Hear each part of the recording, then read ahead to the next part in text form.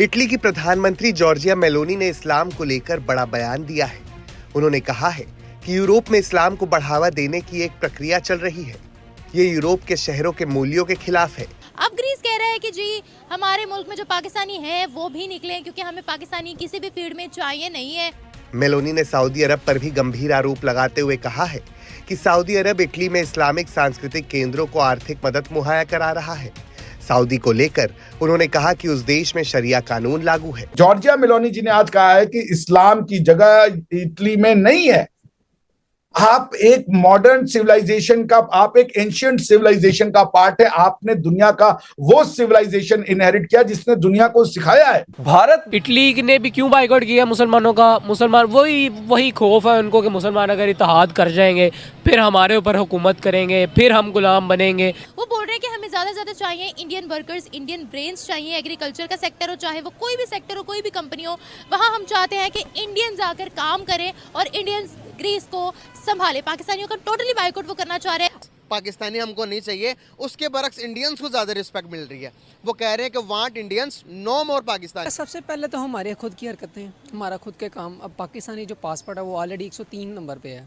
अगर आपने थोड़ा बहुत स्टडी करें तो पाकिस्तानी पासपोर्ट की कोई वैल्यू नहीं है। लोग जो हैं इधर जाते हैं, डंकियाँ लगा के जाते हैं, हमारी कोई क्रेडिबिलिटी नहीं है। जब आपकी क्रेडिबिलिटी, आप पाकिस्तान में भी अपनी क्रेडिबिलिटी उस लेवल पे नहीं है, आपका काम में 2 नंबर ही हैं। वहाँ पे भी आप जॉब अगर लेट्स सपोज करते हैं तो वो आपको जॉब क्या करेंगे, ये आप कोई ना कोई नीच लेवल की जो जॉब देंगे वो बड़ी मुश्किल से। यूके में मेरे काफ़ी दोस्त हैं, अब ये मेरे कज़न्स हैं, तो हमें पता लगता है कि जो कोई 3-3 शिफ्टें कर रहे हैं, डबल शिफ्ट हो रही है, यूनिवर्सिटी जाते हैं, फिर ये मसला है। पहले तो जो इधर यूनिवर्सिटी ही नहीं मिलती है, पाकिस्तानियों को यूनिवर्सिटी ही नहीं मिलती है। पाकिस्तानियों को? हाँ जी, कि हमें अपने इसने मैकेट्रॉनिक्स इंजीनियरिंग की है, तो अब इसको ये आधे घंटे पहले अप्लाई कर रहा था, फिनलैंड में अप्लाई कर रहा था। अच्छा, मैं ना अप्लाई कर रहा था फिनलैंड में, मैंने और भी किया इटली वगैरह में, यूनिवर्सिटी के लिए। जी यूनिवर्सिटी। इटली में तो मेरा ना स्कॉलरशिप भी मुझे मिली हुई है, लेकिन क्या है कि इधर एम्बेसी जो है ना वो मतलब ठीक काम नहीं करी। होता ही है कि यहाँ से जो डंकी मार के जाते हैं ना इटली, तो वो बहुत ज़्यादा तादाद में पाकिस्तानियों की होती है, तो इसलिए पाकिस्तानियों का जो करैक्टर है ना उधर मतलब ठीक समझा नहीं जाता, तो उनको उसी लिहाज से ट्रीट भी किया जाता है। लाइक हमें वीज़ाज़ वगैरह मिलते ही नहीं है, मुझे तो अपॉइंटमेंट ही नहीं मिली, तो इस चक्कर में मेरा 1 साल भी गया। ठीक है, लेकिन मैं खैर है इस चीज़ का, लेकिन हमें भुगतना पड़ती है। ये अच्छी नहीं है। मेन मसला है कि हम लोग खुद ही नहीं ठीक है। हम अपना काम ठीक करें, हमारी एम्बेसी से अच्छा काम करें, हमारे लोग वहाँ पे भी जो भी जा रहे हैं, जो भी लड़के जा रहे हैं वहाँ पे जाके 2 नंबरियाँ ना करें। ठीक है, अब अक्सर आपने सुना होगा लोग वहाँ पे जाके मांगते भी हैं, भीख मांगते हैं। पाकिस्तानी स्टूडेंट्स या कह लो पाकिस्तानी लड़के वहाँ पे जाके मांगते भी हैं, ये भी न्यूज़ हैं। नमस्कार दोस्तों, जय हिंद। यूरोप में और पूरी दुनिया में मुसलमानों की हालत काफी खराब होती दिखाई दे रही है, वो भी सिर्फ पाकिस्तानी मुसलमानों की वजह से। एक रिपोर्ट के अनुसार यूरोप में जितने भी भिखारी है उसमें से 90% भिखारी है सिर्फ पाकिस्तान से आते हैं, और ये बात बिल्कुल सच है।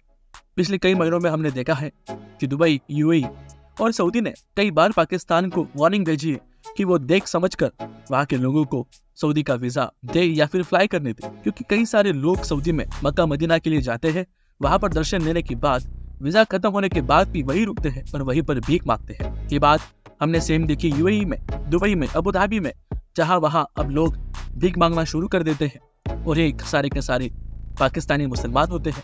इन्होंने मुस्लिम देश के साथ साथ अब यूरोप में भी अपना जान फैला लिया है। लंदन, पेरिस जैसे बड़े बड़े शहरों में भी हमें ये दिखाई पड़ते हैं, और ये सारी प्रॉब्लम की वजह से दूसरे मुसलमानों को भी तकलीफ हो रही है।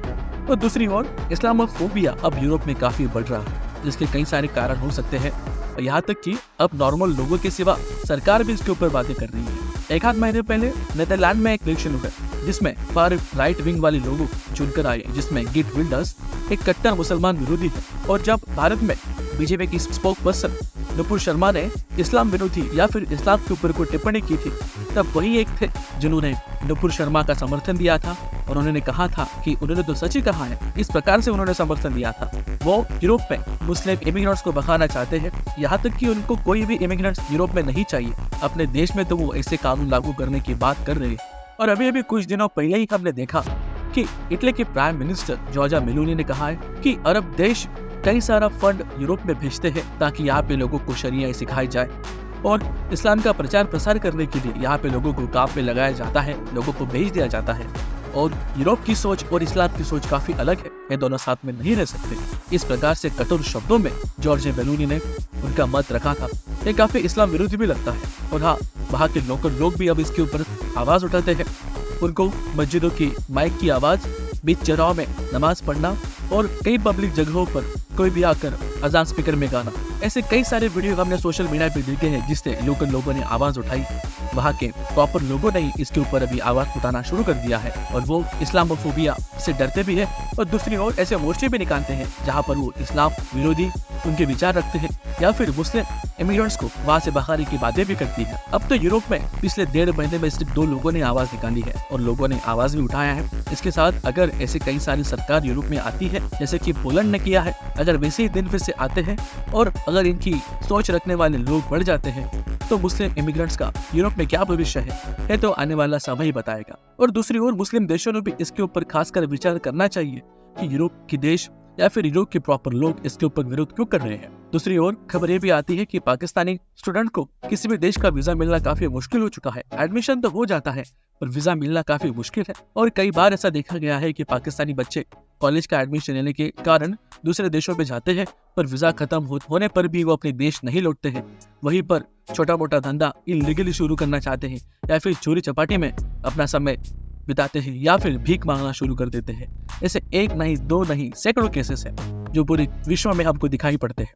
और दूसरी ओर हमारे भारतीय बच्चे IIT IIM से होकर इंजीनियरिंग या फिर बड़े बड़े डिग्रीज लेकर दूसरे देशों में जाते हैं, अच्छी जॉब पाते हैं या फिर कोई बड़ी डिग्री वहां से लेते हैं और उस देश की इकोनॉमी में सपोर्ट करते हैं। खुद की भलाई के साथ साथ उस देश की भी भलाई देखते हैं, टैक्स भरते हैं और काफी बड़ी मात्रा में घर पर यानी कि इंडिया में पैसे भेजते हैं। और इसके कारण इस साल में भारत ने $125 बिलियन का रेमिटेंस भारत में भेजा है।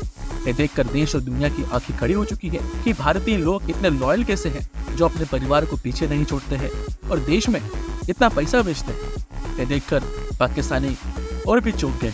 अगर आपको हमारा वीडियो पसंद आता है तो हमारे चैनल को सब्सक्राइब कीजिए। धन्यवाद। जय हिंद।